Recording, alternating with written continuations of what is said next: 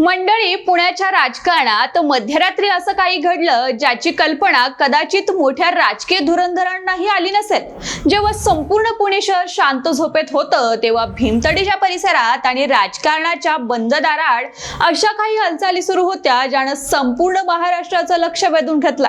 थंडीचा कडाका वाढत असताना पुण्याच्या राजकीय वातावरणात मात्र प्रचंड उकाडा निर्माण झाला। निमित्त ठरलंय एका अशा भेटीचं ज्यानं येणाऱ्या काळात मोठ्या राजकीय भूकंपाचे संकेत दिले आहेत। ही गोष्ट सुरू होते रात्रीच्या त्या निर्मल शांततेत, जेव्हा राष्ट्रवादी काँग्रेसच्या शरद पवार गटाचे फायर ब्रँड आमदार रोहित पवार अचानक अजितदादांच्या बंगल्यावर दाखल होतात। ही काही साधी भेट नव्हती, तर या भेटीच्या मागे होतं पिंपरी चिंचवडच्या सत्तेचं गणित। अजित पवार आणि रोहित पवार यांच्यातील राजकीय संघर्ष संपूर्ण राज्याला माहिती आहे, पण 25 डिसेंबरच्या रात्री जे घडलं ते पाहून अनेकांच्या भुवया उंचावल्या। गाडीचा वेग, गुप्ततेचा प्रयत्न आणि अचानक झालेली ही एंट्री या सगळ्यानं पत्रकारांनाही बुचकळ्यात पाडला। खरं तर पुणे आणि पिंपरी चिंचवड महापालिकेच्या निवडणुका तोंडावर आहेत। या पार्श्वभूमीवर दोन्ही राष्ट्रवादी एकत्र येणार का हा प्रश्न गेल्या काही दिवसांपासून अधांतरी होता, पण 25 डिसेंबरच्या रात्री अजितदादांच्या बंगल्यात रंगलेल्या या खलबतांनी या प्रश्नाला बळ दिला। या बैठकीत केवळ रोहित पवारच नव्हे तर त्यांच्यासोबत शिरूरचे खासदार अमोल कोल्हे देखील उपस्थित होते। या तिघांमध्ये तब्बल 1 तास चर्चा झाली आणि ही चर्चा साधीसुधी नव्हती, तर ती थेट होती जागा वाटपांच्या मुद्द्यावरून झालेली महत्वाची मशागत। सूत्रांच्या माहितीनुसार खुद्द अजित पवारांनी शरद पवार गटाच्या काही नेत्यांना फोन केला होता।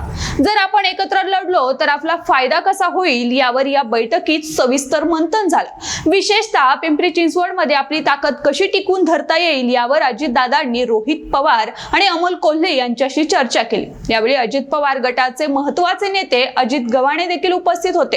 दोन प्रतिस्पर्धी गटांचे नेते अशा प्रकारे मध्यरात्री एकत्र बसतात तेव्हा समजून जावं की पडद्यामागे काहीतरी मोठं शिस्त आहे। मात्र ही बैठक वाटती तितकी सोपी नव्हती। तब्बल 1 तास झालेल्या या चर्चेत जागा वाटपावरून चांगलीच घासाघीस झाल्याचं माहिती मिळते, कारण पिंपरी चिंचवडमध्ये जिथे अजित पवारांचे इच्छुक उमेदवार त्याच जागांवर शरद पवार गटाच्या कार्यकर्त्यांनीही आपला दावा ठोकला। त्यामुळे तू रडल्यासारखं कर, मी मारल्यासारखं करतो असं न होता खरोखरच सन्मानजनक तोडगा कसा निघणार यावर या बैठकीत बराच वेळ खलबत्त चालली। पुढच्या 2 दिवसात यावर अंतिम शिक्कामोर्तब होण्याची शक्यता वर्तवण्यात येते। पण मंडळी, या संपूर्ण प्रकरणातील सर्वात मोठी गंमत म्हणजे बैठक संपूर्ण बाहेर आल्यावर रोहित पवार यांनी चक्क या बैठकीला आपण होतो हे नाकारलंय। रोहित पवार म्हणाले, मी या बैठकीला गेलोच नव्हतो, मी तर भीमतडी जत्रेत होतो। आता प्रश्न पडतो की जर रोहित पवार तिथे नव्हते तर अजितदादांच्या बंगल्याबाहेरचा तो फोटो कोणाचा? फोटोमध्ये रोहित पवार स्पष्टपणे गाडीतून उतरताना दिसत आहेत आणि अजितदादांच्या गाडीचा चालक त्यांचं स्वागत करतानाही कॅमेऱ्यात कैद झाला। या भेटीनंतरचा दुसरा थरार तर एखाद्या दक्षिणात्य सिनेमालाही लाजवेल असा होता। बैठक संपून जेव्हा रोहित पवार आणि रविकांत वरपे बाहेर पडले तेव्हा माध्यमांच्या कॅमेऱ्यांना टाळण्यासाठी त्यांनी स्वतःची नेहमीची गाडी वापरलीच नव्हती। त्याऐवजी अजित पवारांच्या बंगल्यातून दुसरीच एक गाडी अत्यंत वेगाने बाहेर पडली। मध्यरात्रीच्या वेळी रस्त्यावर शुकशुकाट होता, पण तिथे काही पत्रकार उपस्थित होते। त्या गाडीचा वेग इतका प्रचंड होता की तिथे उभ्या असलेल्या पत्रकारांच्या अंगावर गाडी येते की काय अशी भीती निर्माण झाली होती। गाडीच्या चालकानं पत्रकारांना पाहून वेग कमी करण्याऐवजी तो आणखीनच वाढवला। काळोखाचा फायदा घेत ही गाडी पुण्याच्या रस्त्यांवरून धावत सुटली। सुदैवानं पत्रकारांनी वेळीच प्रसंग सावधान राखला आणि बाजूला झाले, अन्यथा मोठा अनर्थ घडला असता। ती भरधाव गाडी थेट भीमतडी जत्रेच्या ठिकाणी येऊन थांबली। तिथून रोहित पवार आणि रविकांत वरपे बाहेर पडले।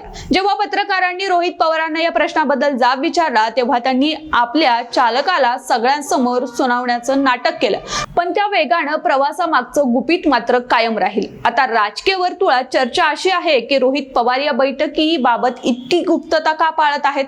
याचं मुख्य कारण म्हणजे निवडणुकीची रणनीती। पिंपरी चिंचवडमध्ये जर दोन्ही राष्ट्रवादी एकत्र आले तर तिथे भाजप समोर मोठं आव्हान उभं राहू शकतं, पण ही युती अधिकृतपणे जाहीर करण्यापूर्वी कार्यकर्त्यांची मनधरणी करणं गरजेचं आहे. जर आधीच ही बातमी फुटली तर बंडखोरी होण्याची भीती असते. म्हणूनच रोहित पवारांनी मी बैठकीला नव्हतोच अशी भूमिका घेतल्याचं बोललं जाते. मंडळी, रोहित पवार भीमथडी जत्रेच्या निमित्तानं पुण्यात होते. हे खरं असलं तरी जत्रेच्या आडोशानं राजकारणाची ही जत्रा भरली होती. अमोल कोल्हे साहेब अजित पवारांना भेटायला गेले होते. त्यांच्यासोबत काही कार्यकर्ते होते असं सांगून रोहित पवारांनी स्वतःला त्यापासून दूर ठेवण्याचा प्रयत्न केला. पण इथे जर काही बोलले तर रणनीतीमध्ये गडबड होईल हे त्यांचं वाक्य बरंच काही सांगून जातं. म्हणजे रणनीती ठरली आहे, फक्त ती जाहीर करण्याची वेळ अजून आलेली नाही. या बैठकीचा सर्वात महत्त्वाचा केंद्रबिंदू ठरला तो पिंपरी चिंचवड.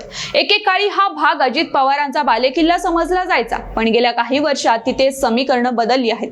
आता शरद पवार गटाची ताकदही तिथे वाढतीये. अशा वेळी दोन्ही गट एकमेकांविरुद्ध लढले तर त्याचा थेट फायदा भाजपला होईल हे अजितदादांना पक्क ठाऊक आहे. म्हणूनच कदाचित त्यांनी पुढाकार घेऊन रोहित पवार आणि अमोल कोल्हे यांच्याशी संवाद साधल्याचं राजकीय विश्लेषक सांगतात. पुढील 2 दिवस पिंपरी चिंचवडच्या राजकारणासाठी अत्यंत निर्णायक असणार आहे. जागा वाटपाचा हा पेच कसा सुटतो याकडे सर्वांचेच डोळे लागलेत. अजित पवार गटाचे इच्छुक आणि शरद पवार गटाचे इच्छुक यांच्यात समन्वय साधणं हे दोन्ही बाजूच्या नेत्यांसाठी मोठं आव्हान असणार आहे. कालची ही मध्यरात्रीची गुप्त बैठक त्याच समन्वयाचा एक भाग होती. आता ही चर्चा यशस्वी झाली की नाही हे उमेदवार अर्ज भरण्याच्या प्रक्रियेवेळी स्पष्टच होईल. पण या संपूर्ण घटनेने एक मोठी गोष्ट सिद्ध केली आहे की राजकारणात कोणीही कायमचा शत्रू किंवा मित्र नसतो. दिवसा एकमेकांवर टीका करणारे नेते रात्रीच्या वेळी एकत्र बसून निवडणुका जिंकण्याचे प्लॅन आखत असतात. रोहित पवार आणि अजित पवार यांच्यातील नातं हे काका पुतण्याचं असलं तरी त्यांच्यातील राजकीय दरी मोठी आहे. मात्र आता सत्ता आणि निवडणुकीचं गणित अशा दऱ्या साधण्याचं काम करत आहेत. हेच या भेटीतून दिसून येतं. प्रसार माध्यमांनी जेव्हा रोहित पवारांना फोटोबद्दल विचारलं तेव्हा त्यांनी दिलेलं उत्तर ही संभ्रम निर्माण करणारं होतं. एका बाजूला फोटोतले पुरावे आणि दुसऱ्या बाजूला रोहित पवारांचा नकार. यामुळे सर्वसामान्य कार्यकर्त्यांमध्ये मात्र संभ्रमाचं वातावरण आहे. जर भेट झालीच होती तर ती लपवण्याची गरज काय होती असा प्रश्न आता विचारला जातोय. मंडळी, पुण्याच्या राजकारणात आता काका पुतण्या यांच्यात नवा संघर्ष नाही तर नवीन डील होण्याची चिन्ह आहेत. भाजपला रोखण्यासाठी जर हे दोन्ही गट एकत्र आले जर पुण्याची महापालिका निवडणूक ही राज्यासाठी एक दिशादर्शक ठरेल. पण या प्रक्रियेत कार्यकर्त्यांच्या भावनांचं काय? ज्या कार्यकर्त्यांनी एकमेकांविरुद्ध संघर्ष केला ते आता हातात हात घालून काम करतील का? हा मोठा प्रश्न आहे. तुमचं या राजकीय घडामोडीबद्दल मत काय? आम्हाला कमेंट बॉक्समध्ये नक्की कळवा आणि आमच्या पब्लिक कट्टा YouTube चॅनलला सबस्क्राईब करायला विसरू नका.